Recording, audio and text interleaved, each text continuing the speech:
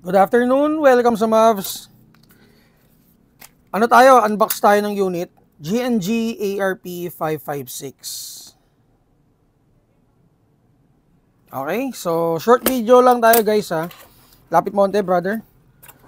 So ito yung version 1 ng ARP 556. Full metal siya.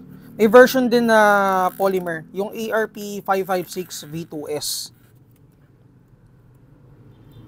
Front assembly is around 4 inches, M-lock. Receiver is metal din with GNG markings and ambi magazine release. Polymer grip, pistol grip, selector, non-working na magazine release, metal charging handle, and may front and rear sight na rin siya, fully adjustable.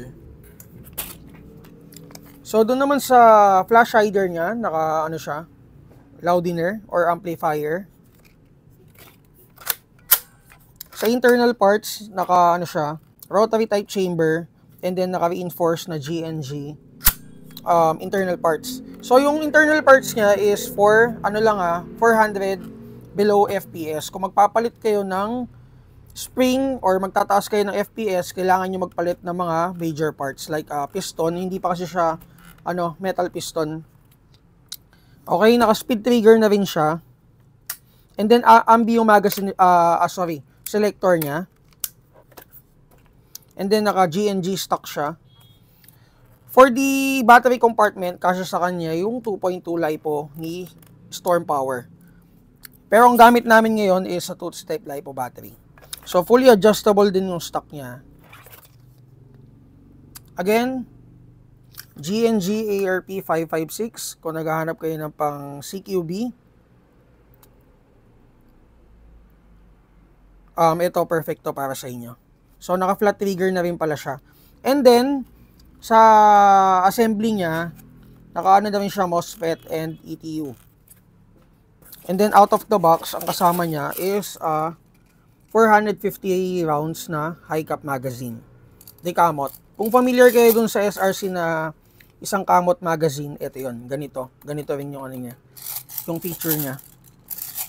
Test natin.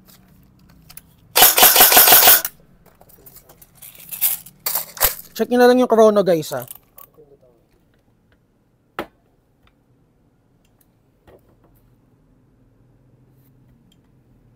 Alright.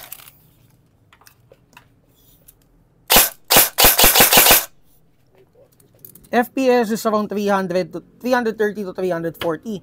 Kanina nagtest tayo ng TGM R5 na unit. Nasa ano naman yun, 350 plus.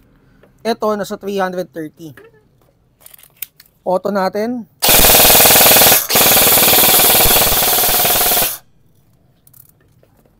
Nasa 19 RPS and 330 FPS pa rin out of the box. For the price, ang price niya is 17,500. Check nyo na lang sa Google Drive natin. And para dun sa mga new subscriber natin dito sa YT, mag-like kayo sa Facebook page namin, Mavs Tactical. Nandun yung mga unit namin sa Google Drive. So check nyo na lang doon. And kung may mga tanong kayo, mag-PM lang kayo sa page natin.